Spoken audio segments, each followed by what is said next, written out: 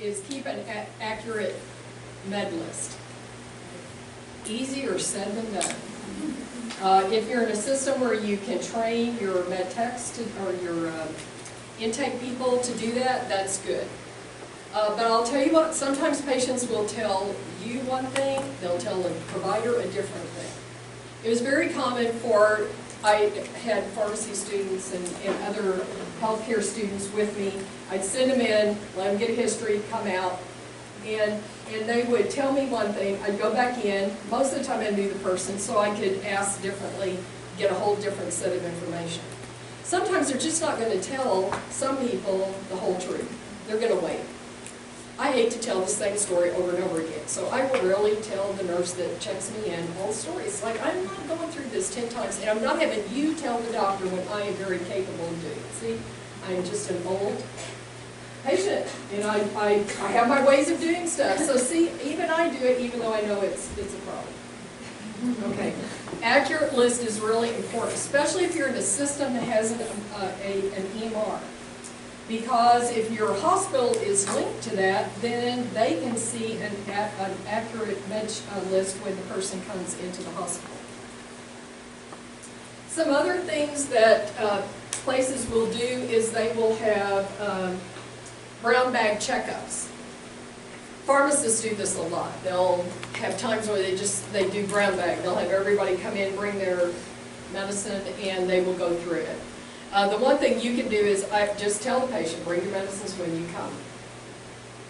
It's very telling if you can do that, or your intake person can go through that and update and then advise you as to they have several empty bottles, or they have 3 bottles of this. That should, in your brain, you should be saying, why do you have 3 bottles? Why did you dump everything in 1 bottle? That'll be what did you. Using both generic and brand names on a prescription is a good thing, so that patients don't say, well, I take lisinopril. Yes, but you've also got Zestrol as a brand name here. Same thing. They can't reconcile it. Look at how much trouble you had in the beginning. Just think about them who have no orientation to it. Medication organizers. Okay, so there's lots of different ways. Make friends with your pharmacist. They can tell you lots of different ways to do it. So this is what's called a blister pack. So pharmacies can do this. They can put one medicine in a blister pack. It's showing you the front and the back. So what they've done here is they have done all the pills for administration time in the same. It's very common. It's similar to what Amazon is doing now with Pill Pack. They pack everything in a package for an administration time. So it's a service you can get from a lot of different pharmacies now. So that's one thing.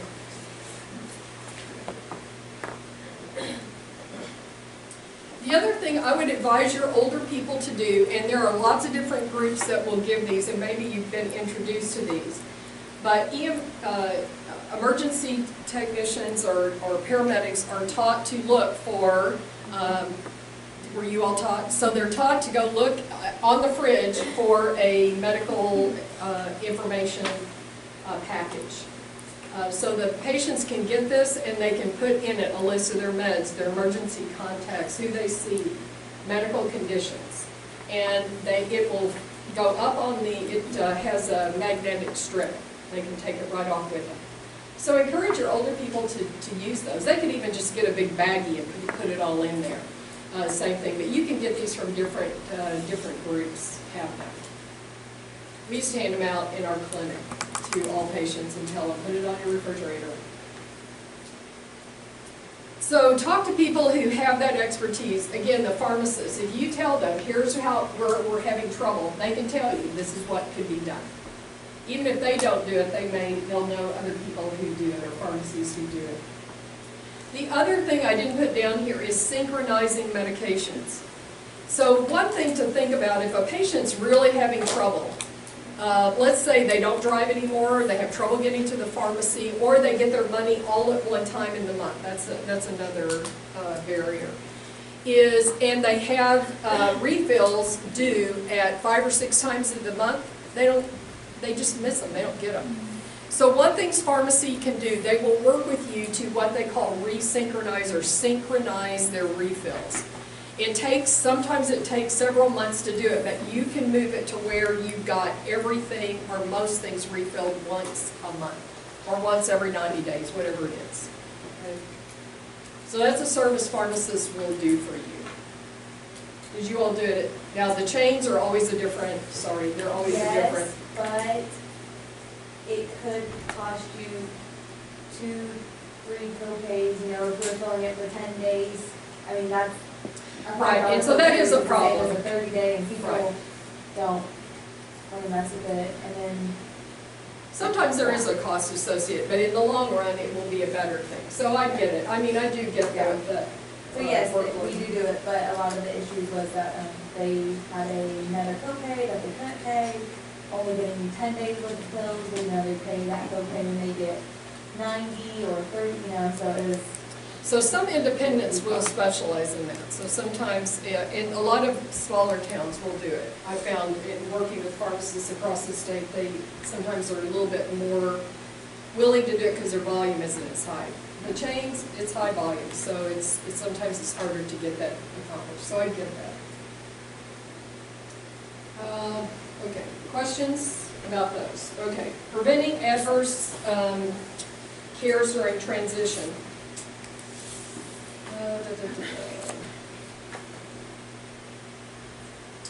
I think I've hit most of these. Always suspect a discrepancy. Always suspect that a lot of medications may be prescribed that are no longer needed. So they may have done PRN things in the hospital. If they transfer them to a nursing home, those probably go with them. They may come home with them. Okay, so sometimes there's a clean out. Okay, you don't need a stool softener, you don't need, so they'll do a lot of orders to keep from being called. Okay, so if you're on call, you don't need to be woken up for, can I give this person Tylenol? And we have no order for it. So a lot of them you'll have standard orders on admission. And so sometimes those will follow. So they just multiply all the medicines that they have. A lot of it goes down to communication. Communication or rapport between facilities. Okay. Next page. Stepwise approach. If you can get rid of medicines, get rid of medicines. Okay. So if somebody tells you, I haven't taken that in 4 months, my doctor told me to take it. Now usually what I do is I try to go back and look at the note, if they were in our system. Did somebody document that they should be off of it and never took it off the med list? So sometimes it's a cleanup. I know y'all will never do it because it's so much time consuming, but your staff, if you have a process of care in place, somebody ought to be responsible for that. It saves a lot of problems in some circumstances. Changing drug. If you have a change in renal status, think some drugs may need to be changed. Did you find that on the person I gave you? You should have. Drug-drug interactions. Always thinking about the big drugs. Which ones have I told you are big problems? Ambien. What else? Warfarin. Warfarin, yes. Fungal medications. Statins, the azoles. Yes. Anything that affects 3A4 is going to be big. Okay. All right. If you add a new medication, think, am I causing a drug interaction? Is there a disease interaction? Simplify. That's usually the best. If you can combine drugs, a lot of drugs come together. So you can get a blood pressure lowering drug with a diuretic in combination. So that's where sometimes a pharmacist can help you and tell you, look, there's combinations for these. So they can take one pill instead of 2 different pills. Using extended release, and if you've got a drug like diltiazem, usually dosed 3 or 4 times a day, but you can do it once a day in a controlled release. Decreasing the number of administration times. Looking for that odd duck, where is it popping up? And try to move it to a time when they're already taking medications.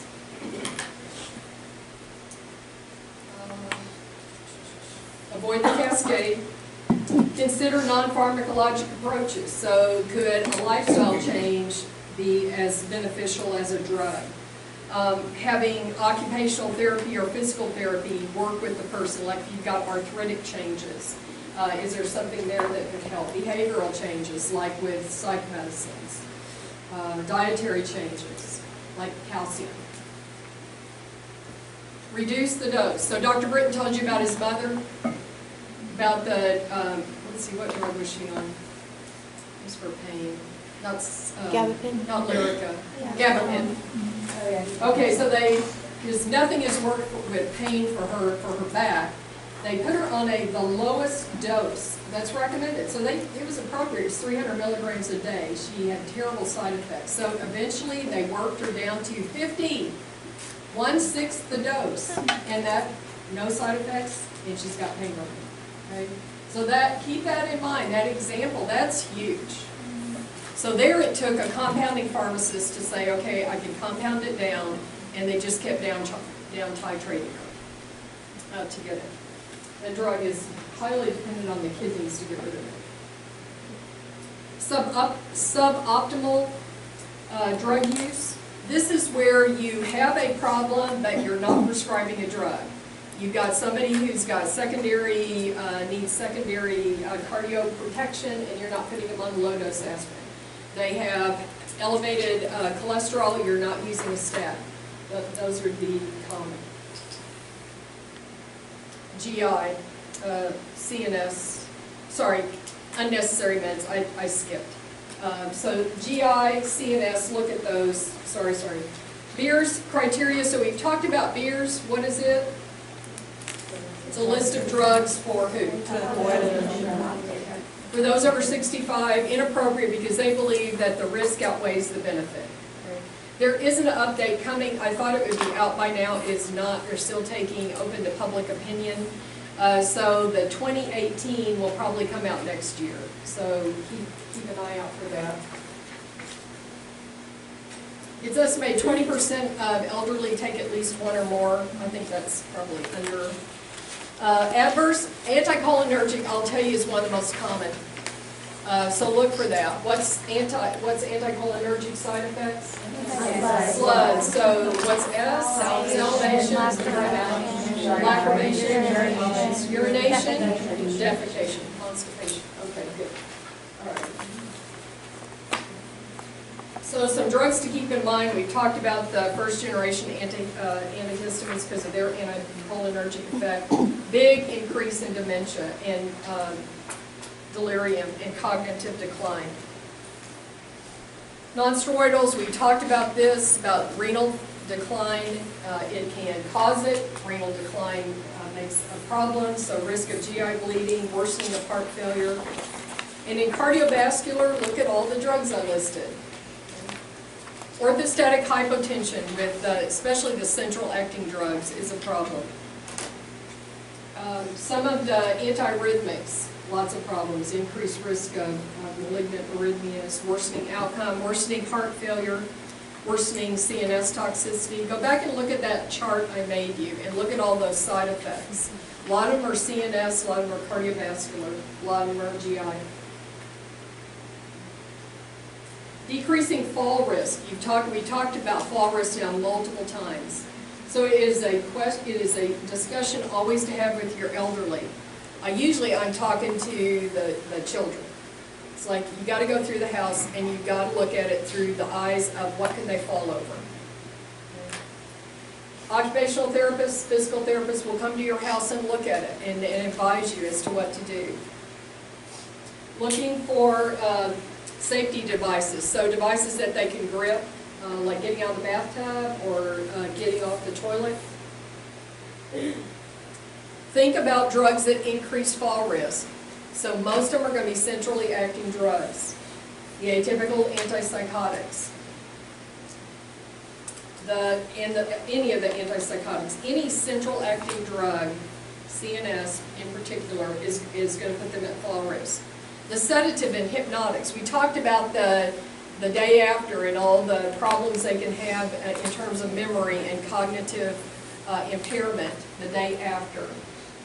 Antidepressants. A lot of them have CNS effects. Vasodilators. So they change position quickly and they fall over and hit their head or break their hip. Anti-Parkinsonism medication. So levodopa, big one for orthostatic hypotension. Phosphodiesterase inhibitors because they interact with so many of the other drugs to cause a significant, fatal, sometimes decline in blood pressure and alcohol. Any combination thereof is a problem. I'm going to finish these next 2 pages, then we'll take a break. Underuse of medications, this is great. I skipped it because I was so excited to talk about it. Blood pressure, anticoagulants, cholesterol-lowering medicines, common. Because you can see where the problems are then going to show up. They buy you a lot of problems even if they solve a lot. There are screening tools that are out there. The ACOV and the START are ones that can be used and applied to enter a patient's information. It'll tell you where there's missing. Another common one would be after an MI. Think about all the medicines that we prescribe after a heart attack. What are they? 2. Antiplatelet, so aspirin, so statin, ACE inhibitor, beta blocker for prevention. So there's a lot of drugs. Those commonly get either drop off or they just aren't started. Medications that require modification. So diuretics, they mess with your electrolytes. You know that by now. Antihypertensives, choose peripherally acting agents so that you don't cause orthostatic hypotension. A lot of these we don't use very much anymore. We don't use methyldopa-clonidine or the older beta blockers. Don't prescribe the short-acting dihydropyridine. They increase the risk of MI. Antiarrhythmics, amiodarone and dronedarone. To me, side effects, worsening of heart failure. If DIGs used, renal function's major. Warfarin. A lot of people moving away from that, using the newer anticoagulants, but those folks take longer to get to steady state, so monitoring IR more frequently. The analgesics, GI bleeds.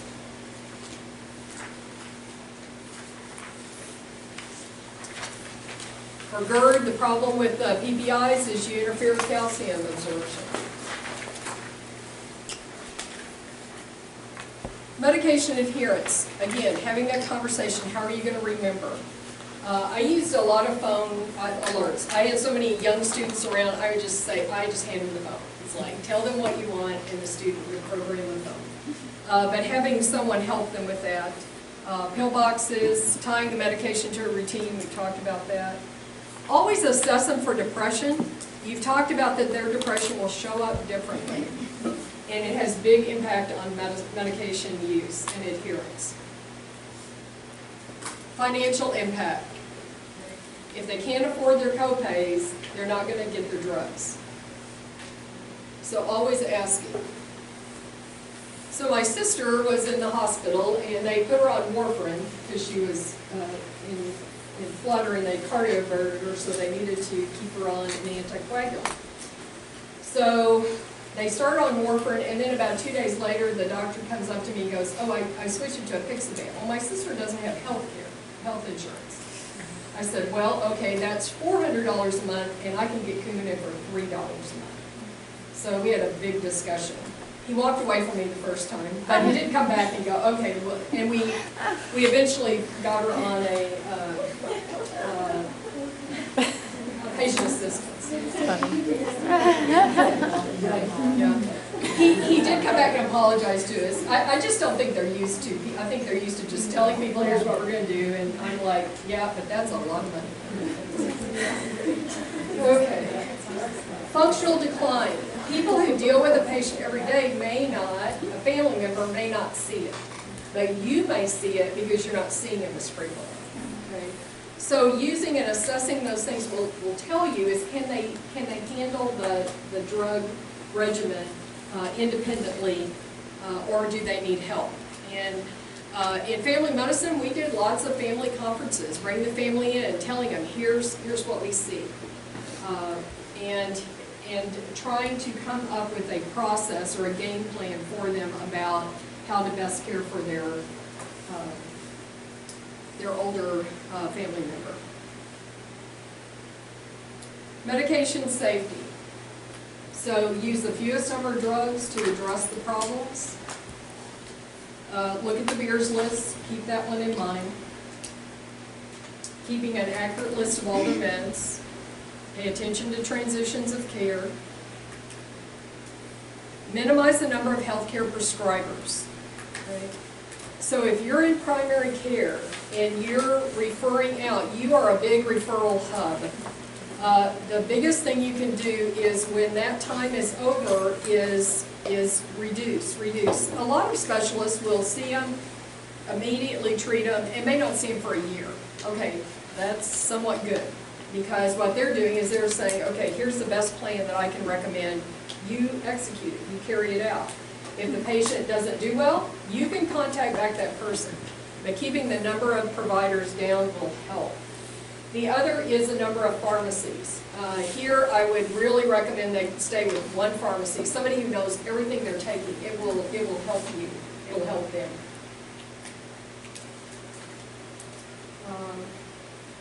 Communication. So I spend a lot of time calling, like, here's what I see.